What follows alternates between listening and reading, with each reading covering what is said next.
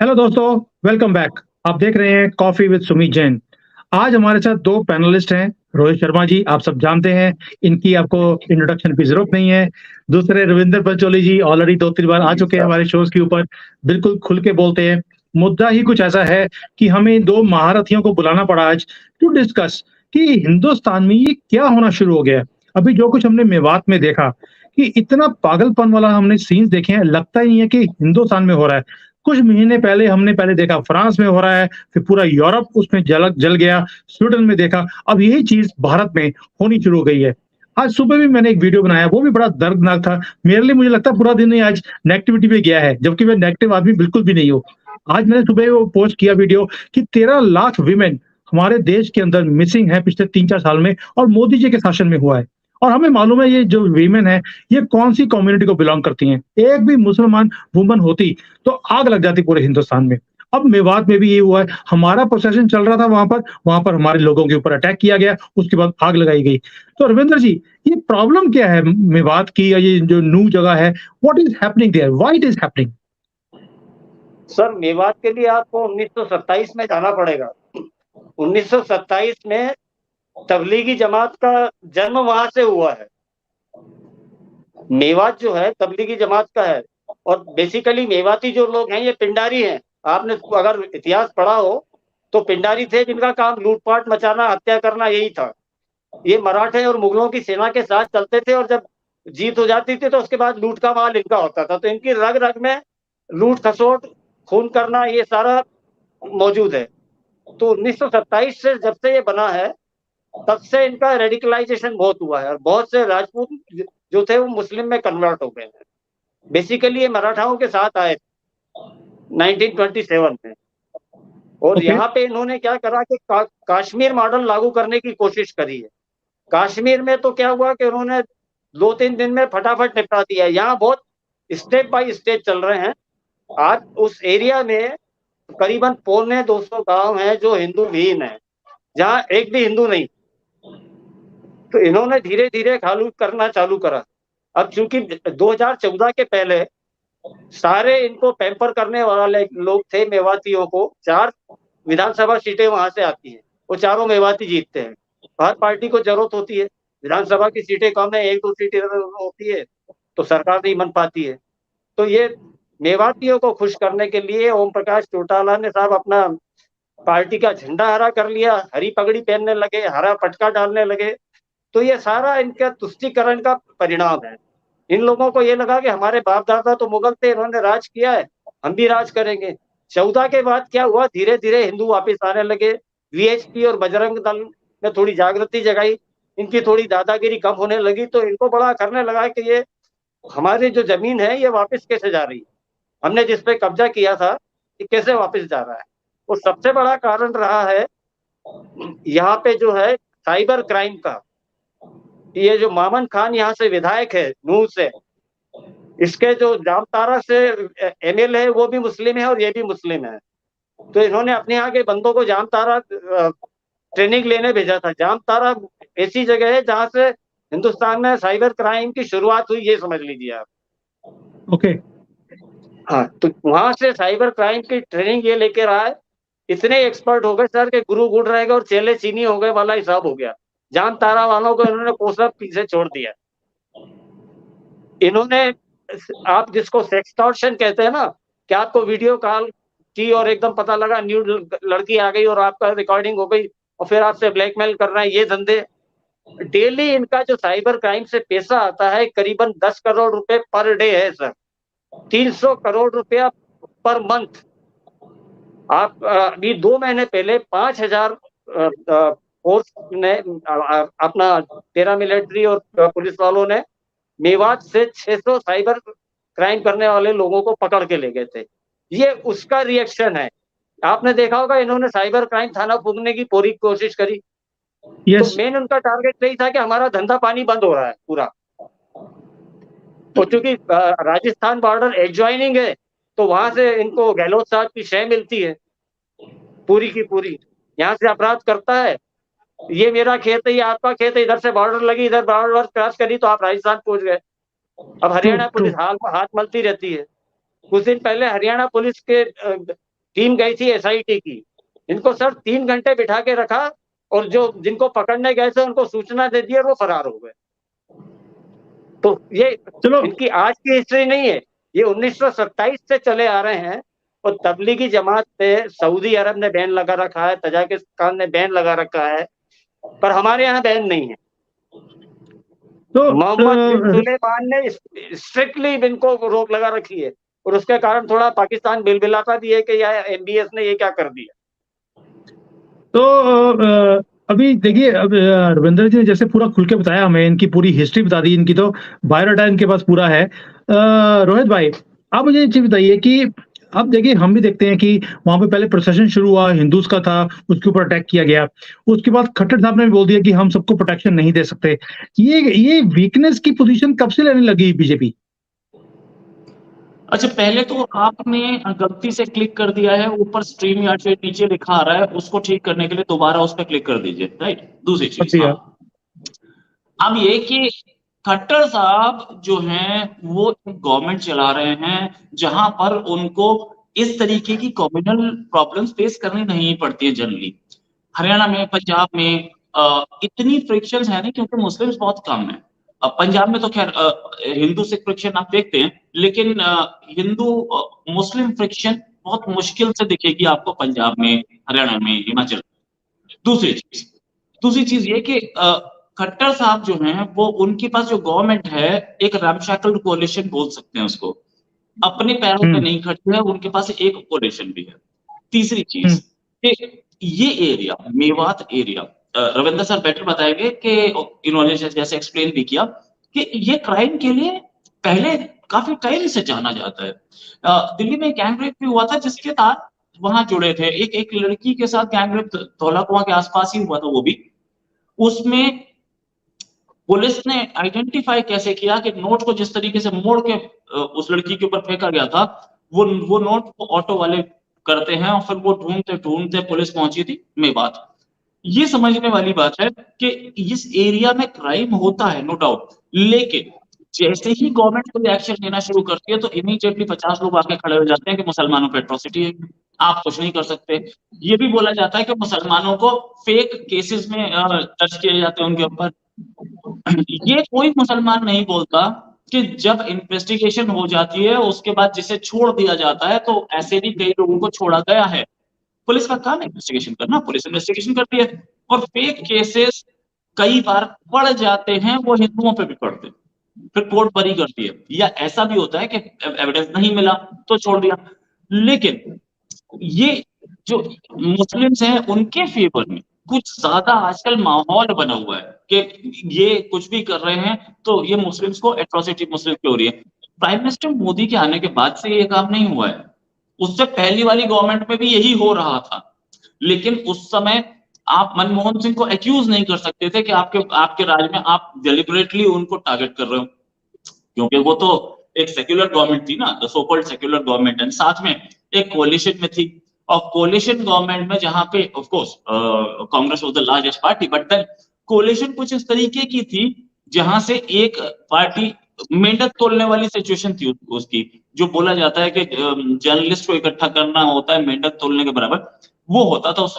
तो खट्टर साहब जो है वो 10 साल लगभग चीफ मिनिस्टर हो जाएंगे, इलेक्शंस अराउंड द कॉर्नर, और जिस तरीके के ये हो रहा है, जिस तरीके से ये हो रहा है, ये एक तरीका है इस समय ये दुनिया के सामने प्रोजेक्शन करने की कोशिश की जा रही है कि एंटी मुस्लिम एक्टिविटीज हो रही है। ये हुआ कब? ये हुआ तब है जब आप मणिपुर में भी देख रहे हो, और मणिपुर की भी सारी असलियत सामने आ जाए तो पता चल जाए कि क्या हो रहा है वहां पे। राइट, कैसे क्रिश्चियन पॉपुलेशन एस्केलेट कर गई, ये किसी ने आज तक बताया नहीं है, किसी ने पूछा नहीं है, और ये सामने लाओ तो बोलते हैं अरे ये तो क्रिश्चियन की पॉपुलेशन बढ़ रही है तो प्रॉब्लम है ये बीजेपी को। BJP is anti Christian, BJP is anti Muslim, BJP is anti everything. आजकल तो एक नया गेम आ गया कि बीजेपी इज एंटी सिख। क्यों? क्योंकि फार्मर प्रोटेस्ट कर रहे थे और फार्मर में सिख ज्यादा थे। तो ये भी एक प्रॉब्लम है कि आप बीजेपी को हर चीज के एंटी बोल दीजिए। एक पसमानदा मुस्लिम है, now pasmanda is a recent word. Pasmanda Muslims वो हैं जिन्होंने पिछले 800 साल में जब से इस्लाम वहां आया, वो मीनियल जॉब बोलिए या जो बोलिए, मतलब वो काम करते थे, वो मजदूर तबका था जो कि इस्लाम में कन्वर्ट हो गया, कि रीजन कुछ भी रहा हो, I don't go into the reasons, लेकिन इस्लाम में कन्वर्ट होने के बाद भी उन्हें फायदे नहीं मिले, वो उसी इकोनॉमिक स्ट्रेटा में रहे और आज तक वो उसी इकोनॉमिक स्ट्रेटा में है। ये पसमानदा मुस्लिम जो है, ये सिर्फ एक चीज बोलता है कि भाई अगर मुसलमान राजा थे, मुगल थे, या उससे पहले शेरशाह सूरी थे, या उससे पहले दिल्ली सल्तनत थी, तो उस टाइम पे हम तो मुसलमान है ना यार, उस टाइम पे हमारा भला क्यों नहीं हुआ? इसका मतलब हम ये पसमानदा मुस्लिम बीजेपी के फेवर में जा रहा है। ट्रिपल तलाक खत्म हुआ तो आपको यूपी में बीजेपी की जो वोटिंग है, बीजेपी के लिए जो वोटिंग हुई है, वो बिल्कुल क्लियर बताती है मुस्लिम विमेन ने मास में वोट किया। यूनिफॉर्म सिविल कोड आ रहा है, अब ये यूनिफॉर्म सिविल कोड सपोर्ट करता है मुस्लिम विमेन को। मुस्लिम विमेन कई बार बोल चुकी हैं कि हमें तो डर ही लगा रहता है किस दिन हमारा हस्बैंड पी के आएगा और हमें 3 बार तलाक बोलेगा और हमारा थैंक यू कर देगा। हालांकि इंस्टेंट ट्रिपल तलाक बैन हो गया है, फिर भी डर तो बना हुआ है, पहली चीज। दूसरी शादी करके ले आए, उसके बाद फर्स्ट वाइफ का आपने ध्यान नहीं रखा, ऐसा भी कई जगह हो रहा है, राइट? ऐसा भी कई जगह हो रहा है कि आपने तीसरी शादी चौथी शादी कर ली और वो आप पूरा पैसा नहीं दे रहे हो, बच्चे ठीक से नहीं पल रहे, ये सब यूसीसी क्लियर कर देगा। इसी चीज को जो बीजेपी की ओर पसमानदा आ रहा है या मुस्लिम विमेन आ रही हैं, उसको रोकने का ये नूह में बड़ा अच्छा तरीका था। पूरा का पूरा फेसबुक में कमेंट्स हैं कि मैं वहां पहुंच रहा हूं, तुम भी पहुंचना, हम पहुंचेंगे, और वो मनेसर है, उसके मनेसर के पहुंचने वाला था वहां पे, तो उसके खिलाफ ये सारे इकट्ठे हो रहे थे, आप भी पहुंचिए, मैं भी पहुंच रहा हूं, और आज तो आखिरी दिन होगा। ये सारा फेसबुक पे कैंपेन चला था ना, ट्विटर पे चला था ना, तो ये सारी चीजें जो ऑर्गेनाइज्ड है, इसमें कौन कौन और शामिल है, ठीक से इन्वेस्टिगेशन हो जाए तो पता चल जाए कौन कौन है। लेकिन ये सारे प्लान्ड मूवमेंट्स हैं जो साफ दिख रहे हैं आपको सामने। और बीजेपी, मैं तो बीजेपी का सपोर्टर नहीं हूं, मैं तो प्राइम मिनिस्टर मोदी का सपोर्टर नहीं हूं, लेकिन ये बात भी जरूरी है कि अगर इस कंट्री में माइनॉरिटी हो या मेजॉरिटी हो, हालांकि मुस्लिम माइनॉरिटी नहीं है, अपने आप को माइनॉरिटी कार्ड खेलना बहुत हो गया। सबसे छोटी माइनॉरिटी तो जैन है, आप बैठो मेरे सामने, कभी आज तक क्लेम किया कि हम जैन है, हम माइनॉरिटी है? नेवर। कभी मांगा कि हमारे एक आदमी आज तक प्राइम मिनिस्टर, कोई जैन प्राइम मिनिस्टर क्यों नहीं बना, कभी मांगा? नहीं मांगा। तो और अपनी मेहनत से, अंबानी जैन नहीं है क्या? हैं? अपनी मेहनत से बैठे हैं वहां पे, रिचेस्ट मैन ऑफ इंडिया। तो ये फैमिली, तो ये जो कार्ड्स प्ले हो रहे हैं, अभी बीजेपी के साथ जाते हुए मुस्लिम्स को कहीं तोड़ने की कोशिश है। यूसीसी बोला जा रहा है कि आ सकता है, बीच में एक दिन ऐसा हो गया था कि कल आ जाएगा, करीब 1.5-2 साल पहले। आई डोंट नो आएगा कि नहीं आएगा, लेकिन हम देख सकते हैं मॉनसून सेशन सामने खड़ा है। इसके बाद क्योंकि अब ये मॉनसून सेशन ही सामने है अपने, इसके बाद we enter into Rajasthan polls, और एक पोल लग जाएगा, क्या बोलते हैं उसे, कोड ऑफ कंडक्ट लग जाएगा, और कोड ऑफ कंडक्ट के बाद फिर हम नेशनल पोल्स में घुसते हैं, तो फिर कोड ऑफ कंडक्ट लगेगा। तो वो पास कराने का टाइम कब मिलेगा? तो मुझे लग रहा है कि ये अगले 1 महीने 1.5 महीने में आ जाना चाहिए, ऐसा मुझे लगता है। चलिए रविंदर जी, मैंने एक चीज और देखी, जैसे इन्होंने पूरा एक्सप्लेन किया इसको, इस सारी सिनेरियो को, कि कैसे ये जानबूझकर किया जा रहा है, बिकॉज कहीं ना कहीं जो मुस्लिम वोट है वो भी बीजेपी के पाले में आ रही है, जो रोहित जी ने बताया अभी। बट मैं जब इंडियन मीडिया को देखता हूँ, मैंने अभी आज फॉरेन मीडिया भी पूरा फॉलो किया, आई सॉ वन पैटर्न कि वहां पर कोई बजरंग दल के कोई लोग हैं, उनके ऊपर बोला जा रहा है कि इनके कारण ये सारी हिंसा भड़की है, ये रिस्पॉन्सिबल है। किसी ने भी मुस्लिम का नाम ले ही लिया कि इन्होंने आग लगाई, कुछ भी किया। They are against showing that the Muslims are the victims Hindu जो है वो उन्हें टारगेट किया जा रहा है। इंडिया के मीडिया के अंदर भी, और मैंने बीबीसी देखा, अल जजीरा देखा, सब जगह पे एक ही चीज है कि मुसलमानों के ऊपर हिंदू मेजॉरिटी कंट्री के अंदर एट्रोसिटीज हो रही हैं। ये ऐसा पर्सपेक्टिव है, ये हिंदुस्तान से शुरू होता है और फिर फॉरेन मीडिया उसको पिकअप करके उसी चीज को दिखाता है। ऐसा क्यों होता है? क्यों हमारा ये मीडिया जो है बिका हुआ मीडिया जिसको बोलते हैं, आपने भी बोला लास्ट टाइम कि हमारा जो मीडिया बिका हुआ है, ये क्यों ये परसेप्शंस हैं कि उनको इतना ज्यादा बड़ा, क्यों उनको सपोर्ट करते हैं? सर मेन तो वही है कि मेरी सरकार चली गई, मैं कांग्रेसी। Hello, can you hear me? हाँ जी, we can hear you Ravindra ji. Sir आपकी आवाज आ रही है हमारे पास तक? आ रही है। मैं कांग्रेस को कवर करता रहा 25 साल तक, और मैंने सारी सुविधाएं उठाई। 50 करोड़ का मैंने बंगला बना लिया लुटियन जोन में, मुफ्त की दारू, मुफ्त का सब। प्राइम मिनिस्टर के साथ मुझे प्लेन में घूमने को जाने मिलता था। मैं जब चाहूं तब जो काम करवाना चाहूं करवा लेता था। टेंडर, ठेके, अफसर्स की नियुक्तियां, ये सब बंद हो गया। बस जॉर्ज सोरोस अमेरिका, देखिए इसमें सबसे बड़ा रोल जो प्ले करता है वो अमेरिका करता है। अमेरिका कभी नहीं चाहता कि उससे बड़ा गुंडा कोई दुनिया में पैदा हो। हम गुंडे नहीं बन रहे हैं, हम विश्व गुरु की तरफ है ना, हम सुपर पावर बन रहे हैं। पर उनको ये लगता है कि इंडिया आगे बढ़ेगा तो हमारी दादागिरी खत्म हो जाएगी। तो अमेरिका ये पूरा सारा खेल वहीं से ऑपरेट होता है। मणिपुर में भी वही, आपका जो क्रिश्चियन कम्युनिटी थी उनको उकसाया गया, जो चर्च था उनको कहा गया सारा।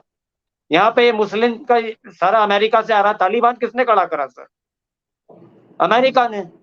जहां अमेरिका को लगता है कि वो कमजोर हो रहा है, उसकी पावर कमजोर हो रही है, वो वहां इस तरह की हरकतें शुरू कर देता है।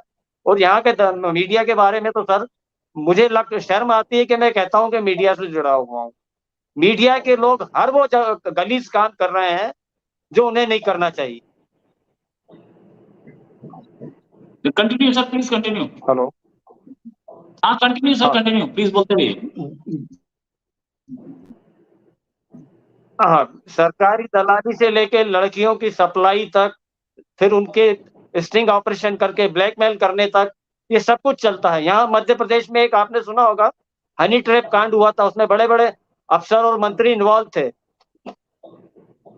उनपे वो पत्रकार का नाम था, पेपरों में नाम छपा, वो पत्रकार आज सीना चौड़ा करके सर पत्रकारिता कर रहा है, गृह मंत्री के बंगले में पड़ा रहता है, कहीं कोई एक्शन लेने वाला नहीं है।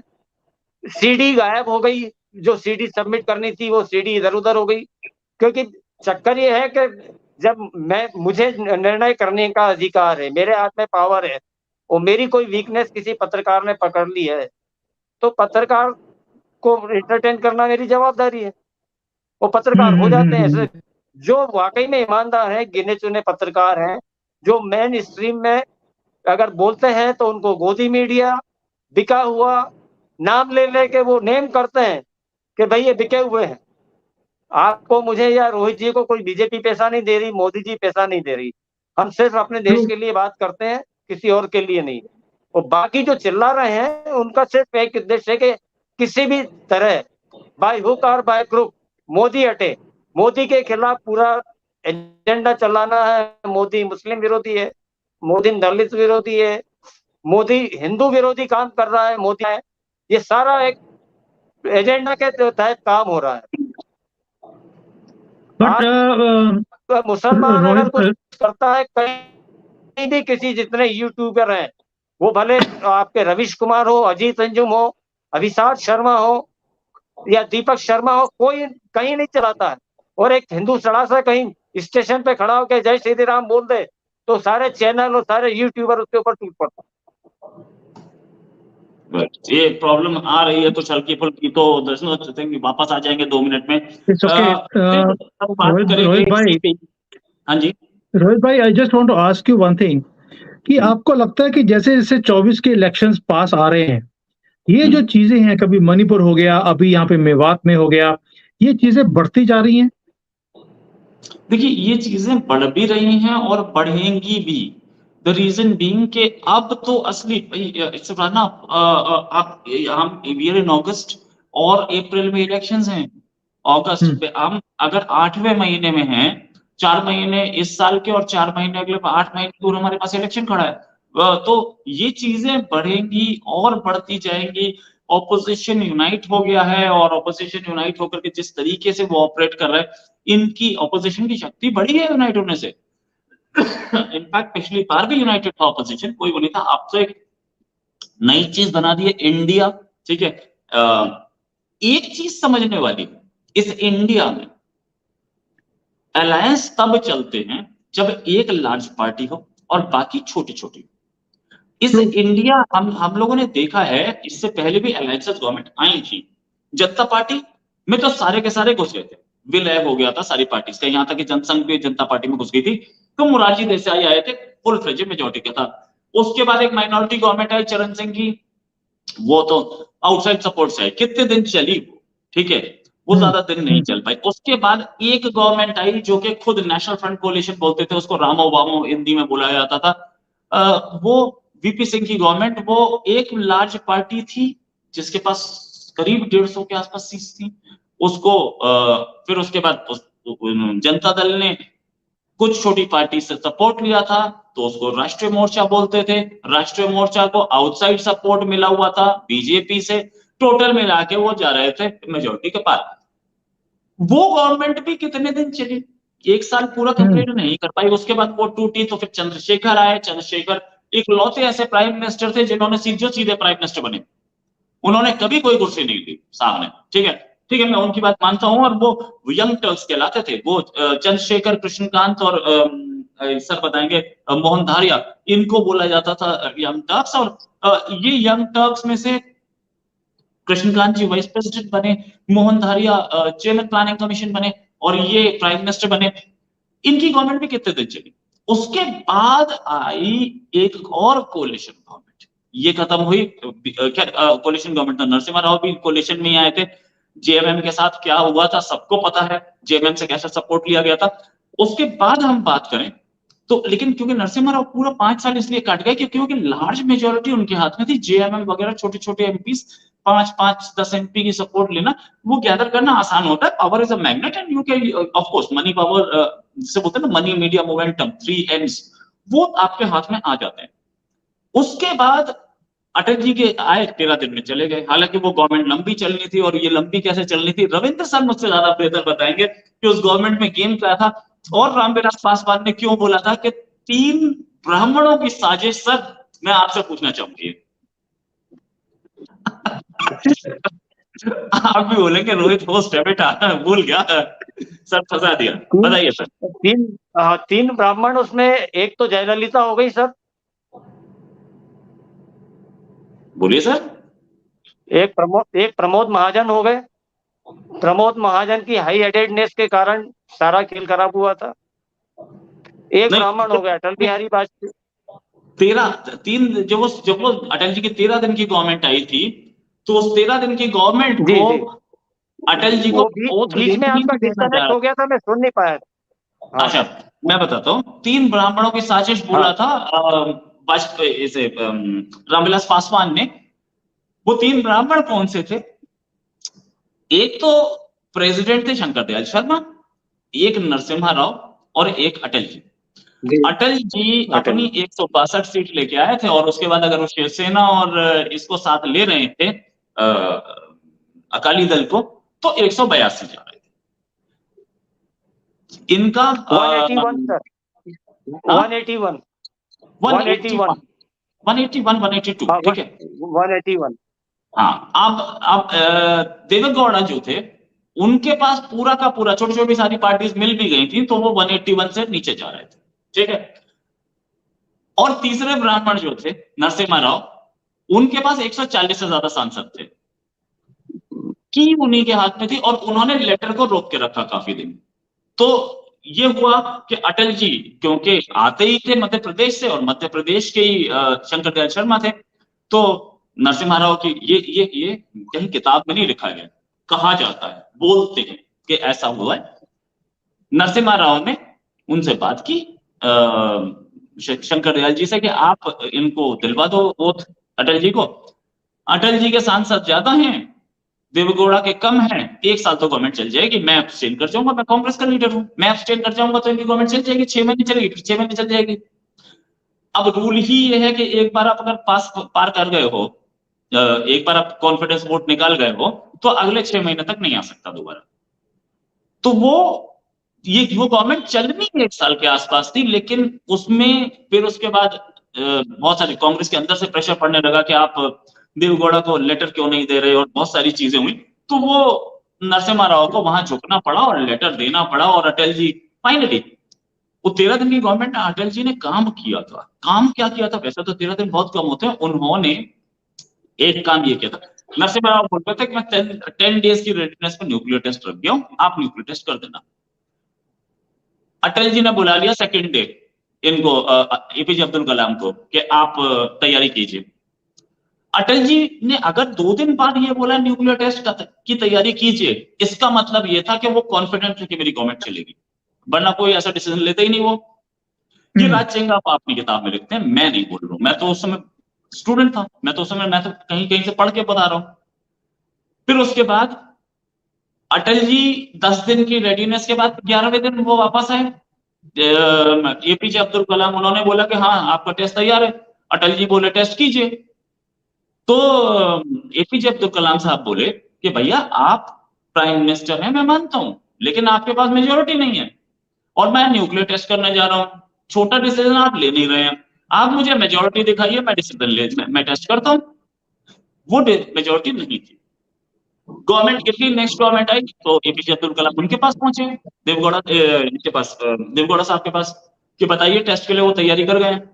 तो देवगौड़ा जी अब तो ऐसे रैमशैकल्ड कोलिशन में थे कि वो डिसीजन नहीं ले सकते थे, तो उन्होंने बोला कि भाई इसको बंद करो। Now coming back to the point, मैं उस पर वापस आ रहा हूं कि ये 3 ब्राह्मणों की साजिश जो बताई गई थी वो यही थी कि अटल जी चल जाएं, लेकिन वो 16 दिन में गवर्नमेंट गिर गई। उसके बाद देवगौड़ा की गवर्नमेंट 42 के आसपास एमपी देवगौड़ा के थे, वो कहां चलने वाली थी। उसके बाद की जो गवर्नमेंट जितनी भी आई, एक बड़ी पार्टी थी कांग्रेस, और दोनों पार्ट मनमोहन सिंह की गवर्नमेंट एक बड़ी पार्टी थी, और एनडीए की गवर्नमेंट अटल जी की जब आई एक बड़ी पार्टी थी।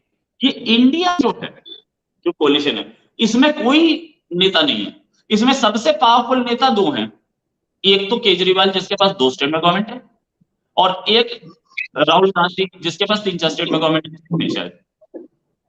तो 3 स्टेट में गवर्नमेंट है मे बी, और 4 स्टेट में गवर्नमेंट है, और 2 स्टेट में दूसरे की गवर्नमेंट है, और ममता बनर्जी अपना ही एक डंडा लेके घूम रही है, और दूसरा so many prime ministerial aspirants, और एक आदमी बोल रहा है कि हमारे पास, आपको कैसा प्राइम मिनिस्टर चाहिए, आप युवा प्रधानमंत्री ले लीजिए, आप बुढ़ा प्रधानमंत्री ले लीजिए, आप महिला प्रधानमंत्री ले लीजिए, बालों वाला ले लीजिए, गंजा ले, अबे यार ऐसे तो इतने तो प्राइम मिनिस्टर लेके घूम रहे हो, तो चल जाएगा कि सफेद कमीज वाला चाहिए सफेद वाला देते हैं, नीली वाली चाहिए नीली वाला देते हैं, ये तो वही हालात होंगे।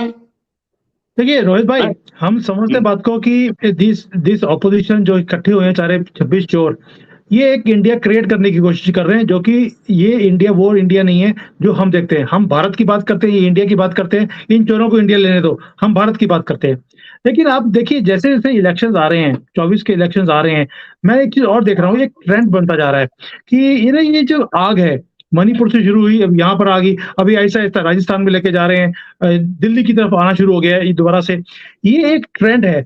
और मैं एक चीज और आपने नोट किया होगा, जब ये राहुल गांधी यूएसए में जाकर वहां पर जितने भी टूल किट्स वाले जो लोग हैं जो क्रिएट करते हैं, वहां पे जो लॉबी फॉर्म्स को इन्होंने हायर किया कि कैसे यहाँ पर डिस्टर्बेंस क्रिएट किया जाए और दिखाया जाए कि मोदी एक वीक प्राइम मिनिस्टर है।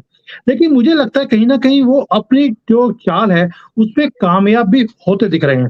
वो कैसे कि मोदी जी कोई स्टेटमेंट देते ही नहीं है, जब कुछ होता है he doesn't speak anything, Hindus के अगेंस्ट कुछ होगा कुछ कोई बोलता नहीं है। जैसे ही देखिए मणिपुर में 2 महीने हिंदू मार खाता रहा, मोदी जी ने कोई स्टेटमेंट नहीं दिया, एंड में जैसे ही वो एक वीडियो आया ही reply back. This is something which I feel Modi is following into their trap. क्या ऐसे लगता है आपको रविंदर जी? नहीं, मोदी जी ट्रैप में तो किसी के नहीं आते हैं सर, ये गलत है आपका I सोचना कि hope Modi ji I hope you are right. I hope you are right. हाँ, yes yes, I am confident कि आई एम 100% राइट। वो ओके ट्रैप में नहीं आते, वो ट्रैप बिछाते हैं सर। वो इमीडिएट रिएक्शन नहीं देते हैं किसी भी बात पे। ओके आपने मोदी जी के शुरू के 5 साल देखे होंगे, लोग कलपने लगे थे कि इन्होंने तो राम मंदिर का वादा किया था, ये बोला था 3 तलाक, और ये मोदी जी ने किया क्या? 5 साल इंतजार किया सर। पहले वो सारी चीजें सेटल करते हैं कि कहीं से कोई आवाज ना उठे। मैं जब ओके मैदान में उतरूं तो कोई आवाज उठाने वाला ना हो। 370 वो क्या 2014 से 2019 के बीच में नहीं कर सकते थे क्या सर? तब भी उनके पास। तो मोदी जी इतने हाय तौबा में काम नहीं करते हैं, वो बहुत ठंडा ठंडा कूल कूल वाला हिसाब है उनका।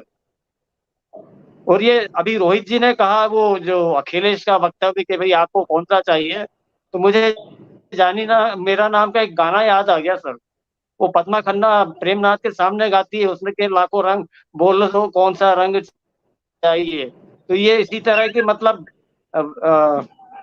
बदल के आए हैं पब्लिक को ठगने।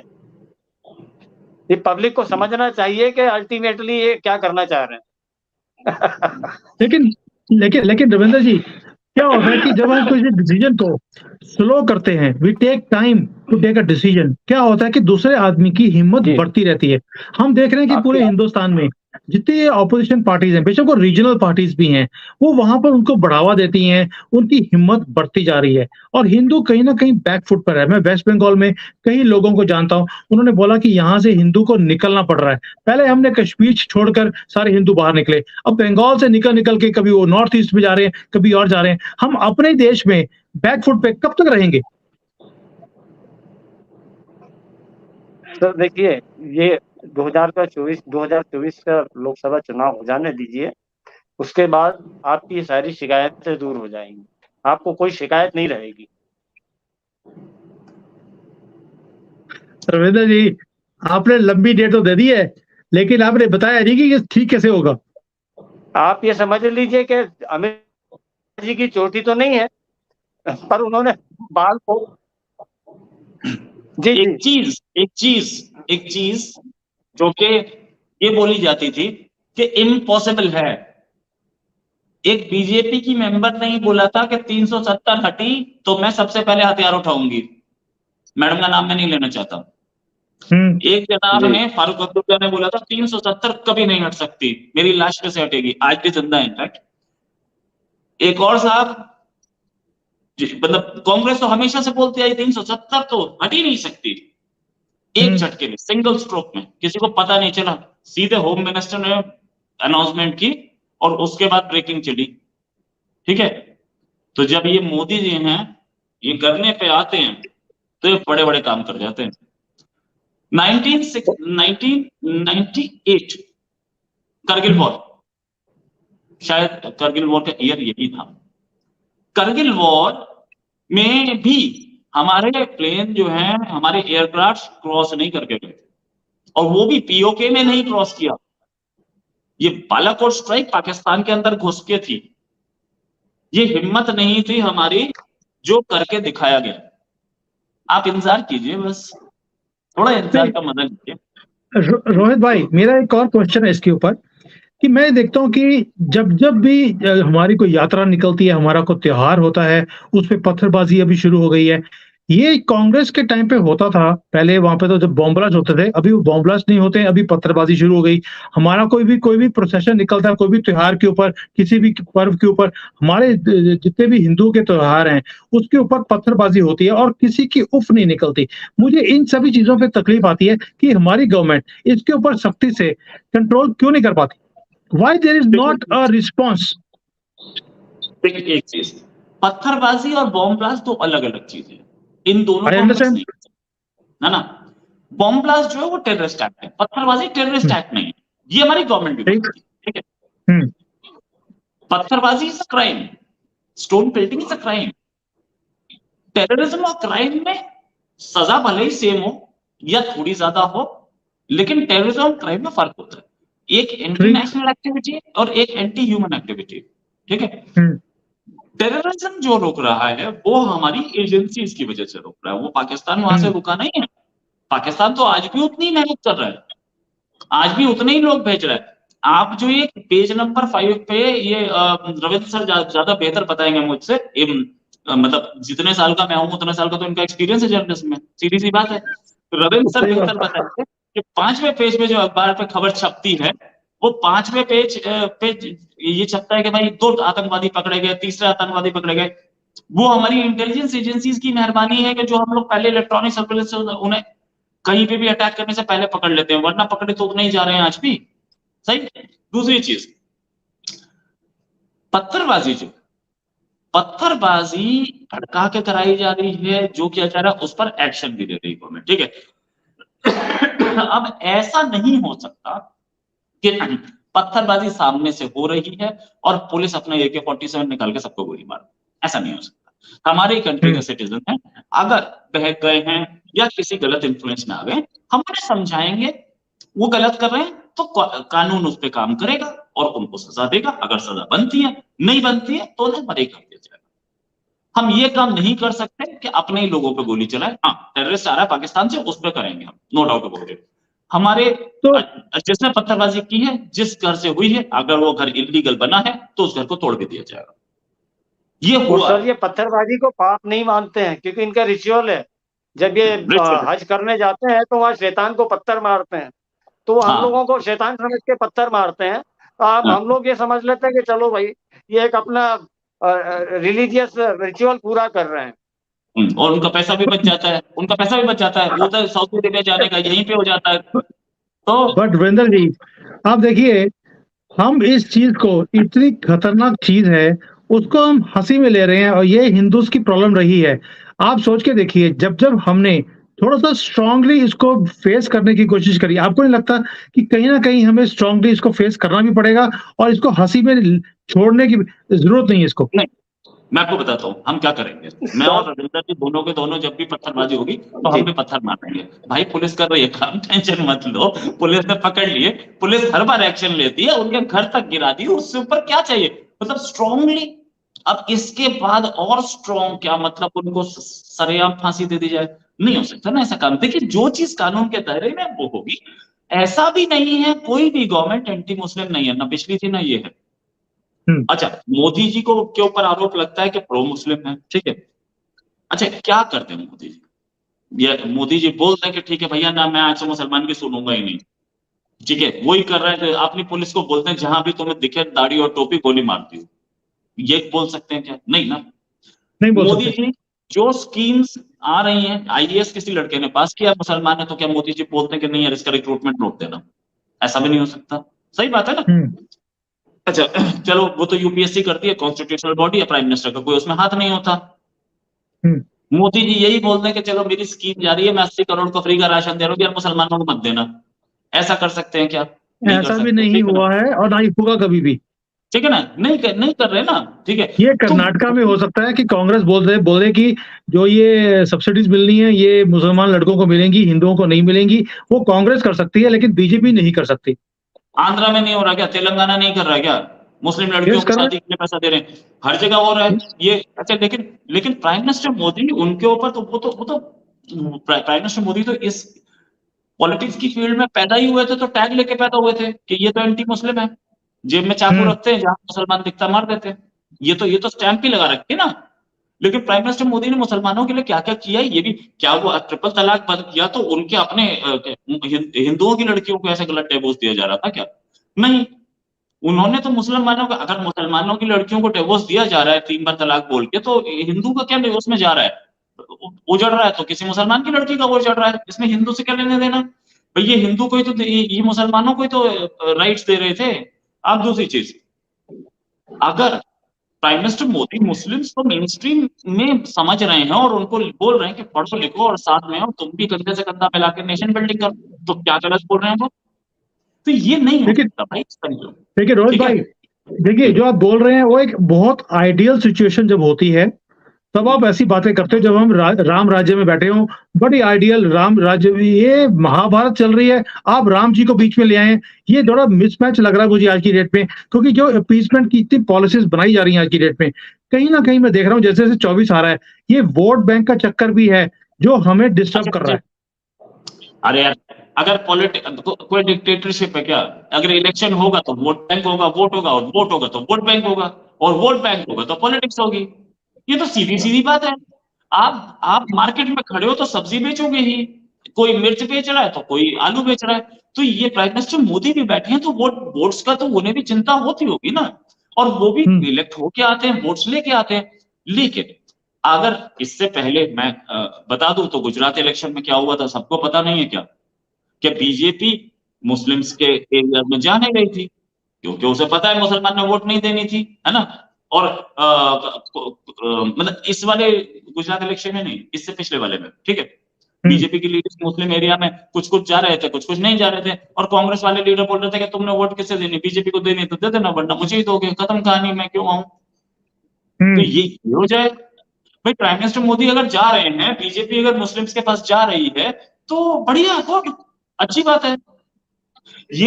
ये चीज होनी चाहिए ना। पहले तो हिंदुओं को इतना इग्नोर किया जा रहा था कि नहीं नहीं, हिंदू तो ठीक है, ये वो तो मरने के लिए ही है। आज जो लोग, जिनकी पार्टी ये बोलती थी कि इस कंट्री के रिसोर्सेज पे मुस्लिम्स का हक फर्स्ट है, पहले है, वो तो जनेऊ लेके घूम रहे हैं आज। तो ये मैं नहीं, मैं तो आई डू नॉट सपोर्ट जनेऊ दिस भी काइंड ऑफ कुर्ते के ऊपर, जनेऊ या भी कुर्ते के ऊपर, अंदर नहीं।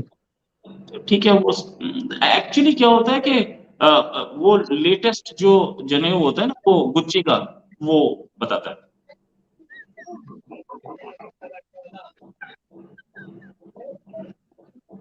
रविंदर जी, आखिर में इसको रैप अप करते हैं कि हमने शुरू करी बात मेवाड़ से, लेकिन जो हमारा मुद्दा था आज की डेट में वो ये था कि क्या हिंदू बैकफुट पे रहेगा हमेशा ही? हिंदू राष्ट्र है ये जगह हिंदुओं की है, भारत धरती हमारी है, हमने हमेशा इस धरती से प्यार किया है, हम इसे अपनी माँ मानते हैं। एंड जो लोग बोलते हैं कि हमने इसके ऊपर फतेह पानी है, दैट मीन्स आप अपनी ही जगह के ऊपर फतेह पाने की बात कैसे कर सकते हो? दूसरा वो बात करते हैं कि हमें डर लगता है, भारत के अंदर हमें डर लगता है। भाई, अगर आप अपनी जगह से प्यार करते हो, आपको डर लग नहीं सकता। डर उसे लगता है जो किसी और की जगह पे बैठा होगा, किसी और के देश में। अब मैं दूसरे देश में बैठा हूँ, मुझे भी डर लगता है क्योंकि ये मेरी अपनी धरती नहीं है। जैसे ही मैं भारत में पहुँचता हूँ, मुझे डर नहीं लगता। तो अगर वो कोई बोलता है कि मुझे भारत में डर लगता है, दैट मीन्स वो इस धरती को अपना नहीं मानता।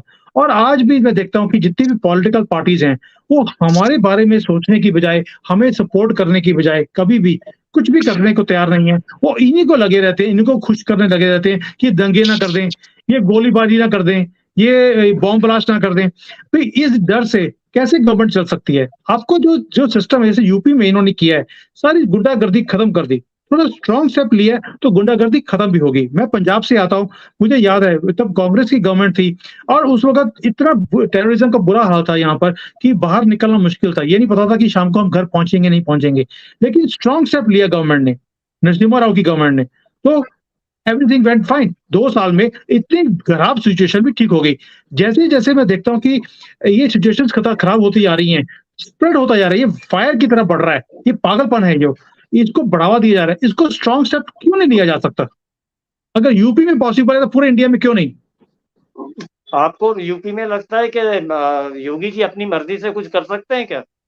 मोदी और शाह के होते हुए कोई चीफ मिनिस्टर अपनी मर्जी से कुछ कर सकता है क्या? और यूपी बिल्कुल में ठीक। इतने एस्पिरेंट थे सीएम पद के। मनोज सिन्हा जी तो बेचारे वहां काशी विश्वनाथ मंदिर में दर्शन भी कर रहे थे और सब हो गया था, पूरे मीडिया ने चला दिया था कि मनोज सिन्हा बनने वाले हैं। एक दिन पहले अपने घर पे, एक अपने दिन कमरे पहले। में बैठ के बोल रहे थे कि कल मैं हाँ, चीफ मिनिस्टर की ओथ लूंगा। हाँ। तो ये ऊपर से उनको बराबर इंडिकेशन है। हेमंत हम्म, विश्व शर्मा क्या अपनी मर्जी से सब कर रहा है क्या सर? हम्म, ये स्टेप बाय स्टेप काम होगा। जहां पहले सगन है, अगला नंबर वेस्ट बंगाल का है, आज लिख लीजिए आप। ओके। बाकी हिंदू बेचारा ये सोचता है मेरा घर है, मैं आज जलाऊंगा तो नुकसान मेरा ही होगा। हिंदू बेसिकली हम्म दयालु है। हम्म हम हम्म हम्म हमारे यहाँ हम्म ये शिक्षा दी जाती है, कोई छोटा बच्चा जाता है वो चींटी मार देता है तो उसके माँ बाप समझाते हैं बेटा ये पाप है, इसको नहीं मारना। हम्म हम्म, तो वहां तो पैदा हुआ तो उन्होंने कहा भाई तू रेत जरा, हम्म एक झटके में मत मारना, उसको तड़पा तड़पा के मारना। तो ये बेसिक हम्म जो फर्क है ना हमारे माइंड सेट का, उस माइंड सेट के चलते हम लोग थोड़ा डिफेंसिव ज्यादा चलते हैं और हम अपने इस देश को अपना मानते हैं।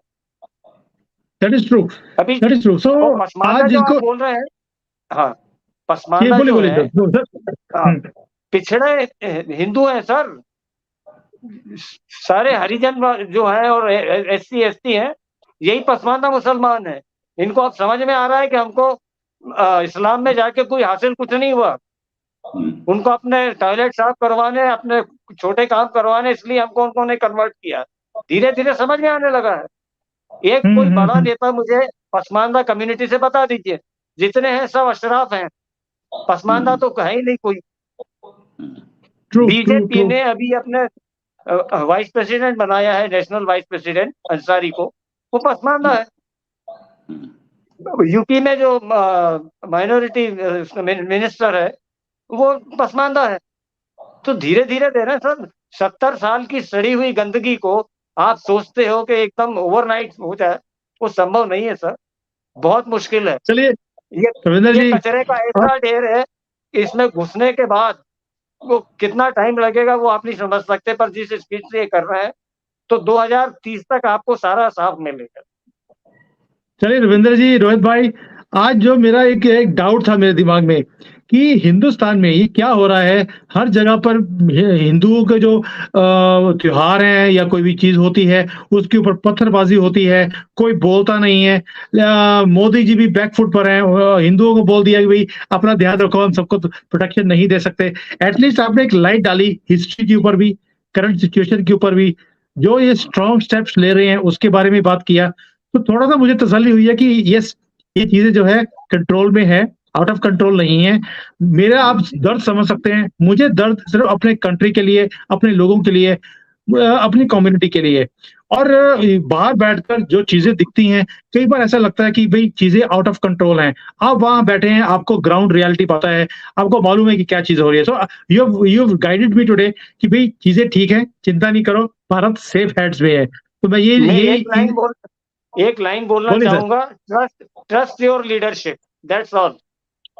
सर रविंद्र जी, मुझे मोदी जी के ऊपर पूरा ट्रस्ट है, और मैं हमेशा मेरी ये चीज होती है कि जहां पर उनकी गलतियां हैं मैं उनको भी उजागर करूं, जहां भी उन्होंने काम अच्छे करे हैं मैं उसको भी लेके आता हूं। मैं बिल्कुल बैलेंस होकर चलता हूं, because I am a very balanced corporate का गाई हूं मैं। So we can not tilt on one side, नहीं तो मेरी डिसीजन मेकिंग गलत हो जाएगी। तो जो भी चीजों को देखता हूँ कि वहां पर जैसी चीजें हो रही हैं, मुसलमान अपने जो हरकतें हैं, वो देखिए, वो जो पागलपन करते हैं पूरी दुनिया में करते हैं। अभी फ्रांस में देखा हमने, जब उन्होंने आग लगानी शुरू करी तो उन्होंने पूरे यूरोप को जला दिया। अभी यहाँ पर भी वो जो आग भड़काने की कोशिश कर रहे हैं, कहीं ना कहीं मुझे लगता है कि ऑपोजिशन भी उनको सपोर्ट कर रही है कि यहाँ पर किसी किसी तरीके से या तो सिविल वॉर हो या दंगे हो, और पूरी दुनिया में नाम खराब हो मोदी जी का। और हिंदुस्तान के अंदर भी हिंदू सोचने लग जाए कि भाई Modi ji week prime minister हैं, इनसे नहीं हो पाएगा। ये कहीं ना कहीं परसेप्शंस आ रहे हैं। और मेरे यहाँ पे तो यूट्यूब पे जो वीडियोस आती हैं, इतने लोग कमेंट्स करते हैं कि मोदी जी अब वीक होते जा रहे हैं। सर बाहर से पैसा आया है, एक नया दल बना है, एकम सनातनम, उसको मैंने नाम दिया है एकम दलालम। उनको पैसा आया है डीमीन करने के लिए, मोदी जी को, हिंदुओं को भड़काने के लिए कि देखो मोदी ने मुसलमानों को ये स्कॉलरशिप दे दी, मोदी ने मुसलमानों को ये कर दिया, हिंदुओं को ये कर दिया। मोदी के पहले कितने धार्मिक कॉरिडोर थे, मुझे कोई बता देगा? 70 साल कांग्रेस ने राज करा, 60 साल, एक भी कॉरिडोर था? महाकाल में जाते थे क्या हालत होती थी, काशी जाते थे क्या हालत होती थी आपकी, सोमनाथ में आपने क्या देखा, द्वारका में क्या देखा? ये समझ में नहीं आता। कोई ढिंडोरा पीटने की जरूरत है? अगर आपको आंखों से समझ में नहीं आता है तो फिर आप अपने खुद को टटोलिए। ढिंडोरा पीट के सारे काम नहीं किए जाते हैं, कई काम चुपचाप भी किए जाते हैं। बिल्कुल सही है रविंद्र जी। तो दोस्तों, अब आपने देख लिया, हिंदुस्तान सेफ हैंड्स में है। मैं आज जो है बहुत दुखी था सुबह से, सारी नेगेटिव न्यूज ही देखी मैंने, बाई चांस की बात आज की डेट में। पहले वो मैंने देखा कि जैसे विमेन है हमारे यहाँ पे, 13 लाख विमेन एब्डक्ट हो गई हैं पिछले 3-4 सालों में, कुछ भी हुआ नहीं उसके ऊपर। फिर उसके बाद मेवाड़ में जो हो रहा है, आग लग रही है, मुझे चिंता लगी हुई थी कि हिंदुस्तान किस डायरेक्शन में जा रहा है। लेकिन thanks to both of you, आपने एटलीस्ट थोड़ा सा मुझे भी और जो सुनने वाले हैं इनको भी थोड़ा शांत किया होगा। क्योंकि बहुत लोग मुझे बोल रहे थे इसके ऊपर कि आप मेवात के ऊपर कुछ बोलते क्यों नहीं हो। बहुत पहले एक छोटा सा वीडियो आया था तो वो आदमी बोल रहा था कि मैं पहले प्राइवेट न्यूज चैनल देखता था, मैं बड़ी टेंशन में रहता था, फिर उसके बाद मुझे किसी ने बोला कि आप सरकारी चैनल देखो, अब मैं दूरदर्शन देखता हूँ, बड़ा सुखी हूँ और खाद बनाने की विधि सीख रहा हूँ। बस आप वही उसी पे फॉलो करें, बस बड़ा फायदा होगा आपको, राइट? That's it. सर यही सलाह मैं थैंक अपनी यू। श्रीमती को देता हूँ, वो बहुत इरिटेट होती है। वो 5 बजे रोज वो बहस सुनती है और खूब गालियां देती है एंकर को और जो आए होते हैं पैनलिस्ट। मैंने कहा भाई ये सब तमाशा है, ये रियल कुछ भी नहीं है। इनको बुलाया, पैसे दे के बुलाया जाता है कि आप टीवी पे आके गाली यस, गलौज करें, इस तरह का बिहेव करें। नहीं नहीं वो टीआरपी, वो पैसे सारा पैसे टीआरपी। क्यों नहीं देते? पैसे, पहली चीज पैसे के, जितने भी न्यूज चैनल्स हैं सबके फाइनेंसेस इस समय इतने खराब हैं कि पैसे किसी को नहीं देते। इंग्लिश वाले देते हैं, शायद कुछ इंग्लिश वाले देते हैं, टाइम्स नाउ और नहीं, जो बड़े चैनल है वो देते हैं हिंदी सर, में। जो बड़े नहीं, चैनल है वो देते हैं। मैंने लगभग सारे बड़े चैनल में काम कर लिया है, ठीक है, एक आज तक को छोड़ के बाकी सब पे काम किया है। कोई हिंदी का नहीं दे रहा है, हिंदी में सर किसी में पैसा नहीं दिया जा रहा है। दूसरी चीज एक कि या हाँ, एक पैनलिस्ट ने मुझे कबूल किया है कि हमें 2000 से 3000 रुपए पर शो के मिलते हैं।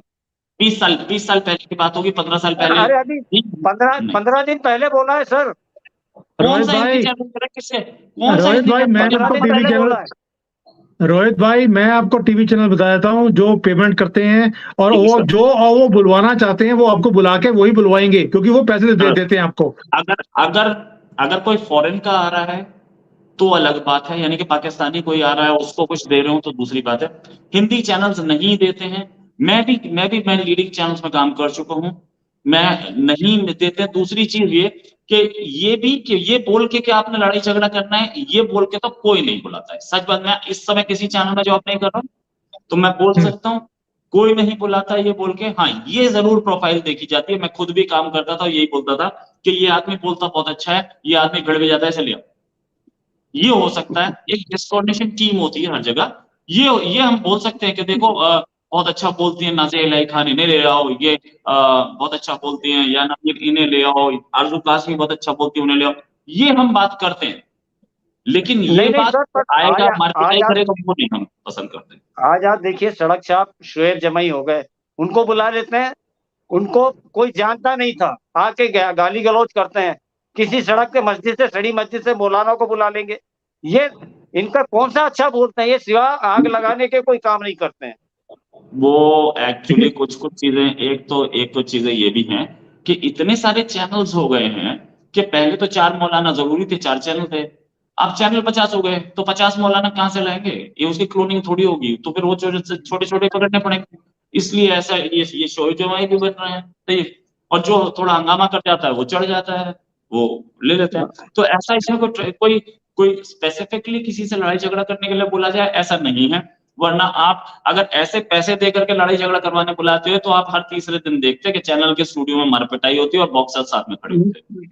अरे सर, आलोक शर्मा ने गिलास फेंक के मारा था एक आर्मी के अफसर को। आलोक शर्मा मारने के लिए खड़ा हो गया था। अनुराग भदौरिया ने हाथ चलाने की कोशिश की थी। एक मिनट, आलोक शर्मा ने मारा था, ठीक है, वो न्यूज़ 24 था और आर्मी के ऑफिसर मेरे बड़े अच्छे जान पहचान के हैं, मेरे बिल्कुल जैसे बोलते हैं सीनियर हैं और मैं बड़ी इज्जत करता हूं उनकी। द फैक्ट रिमेन्स कि आलोक शर्मा गुस्से में कर गया। वो कांग्रेस के आदमी हैं और कांग्रेस का पैनल भेजा जाता है, कांग्रेस अपना पैनल भेजती है। ये इसमें कांग्रेस की ज्यादा बेइज्जती हुई कि उनके पैनलिस्ट ऐसा काम करते हैं। आलोक शर्मा गुस्से में आ गए, वरना उन्होंने उसके बाद कभी नहीं किया और उससे पहले कभी नहीं किया। एक दिन गुस्से में आ गए, कर गए।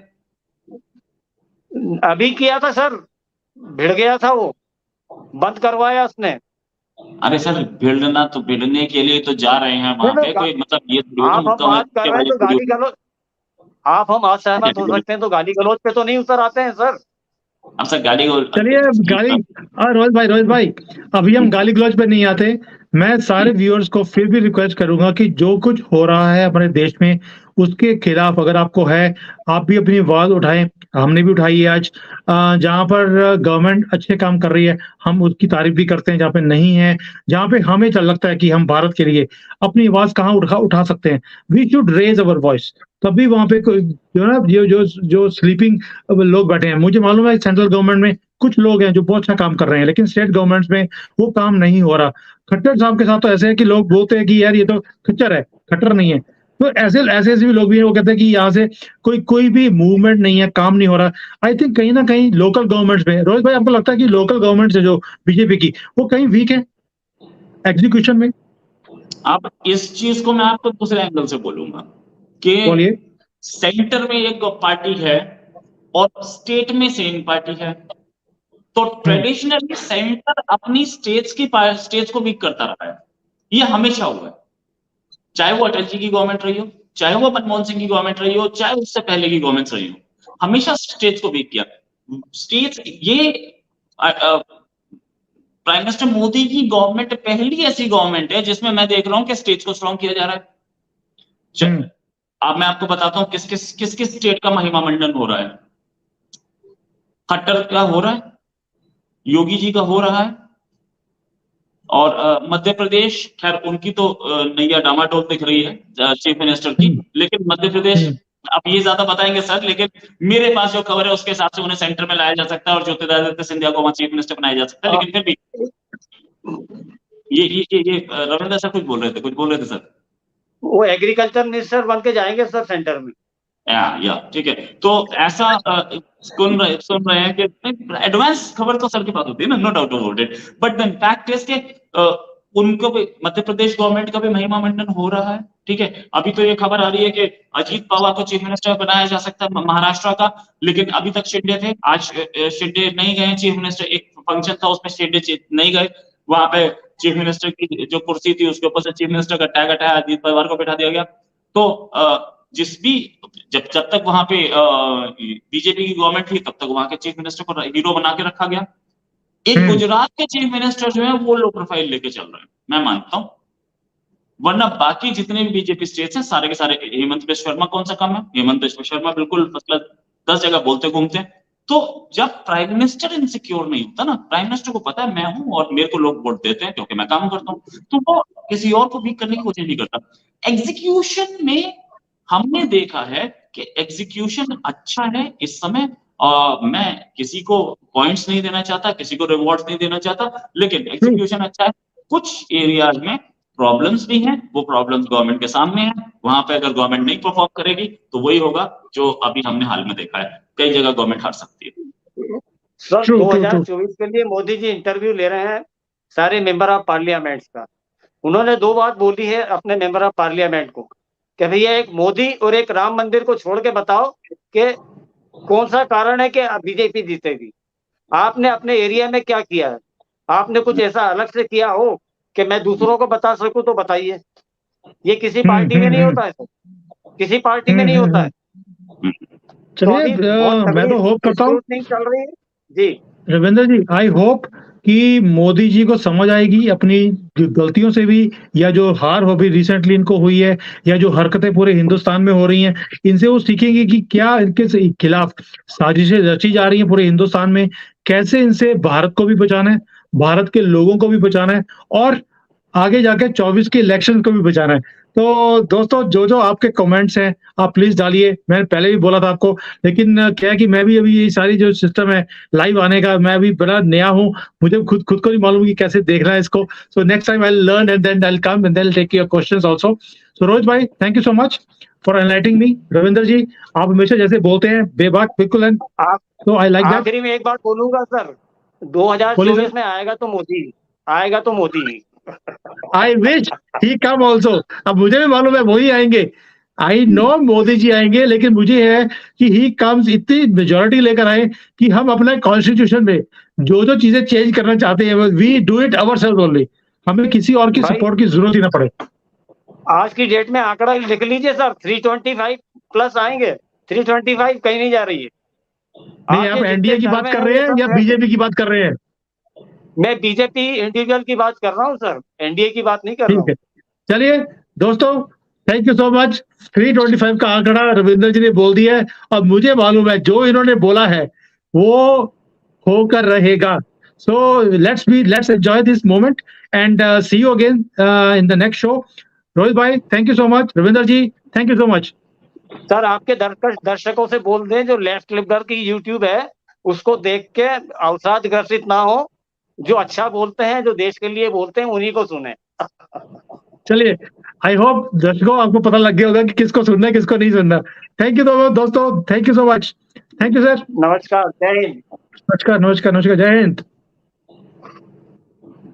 हाँ सर, बात हो जाए।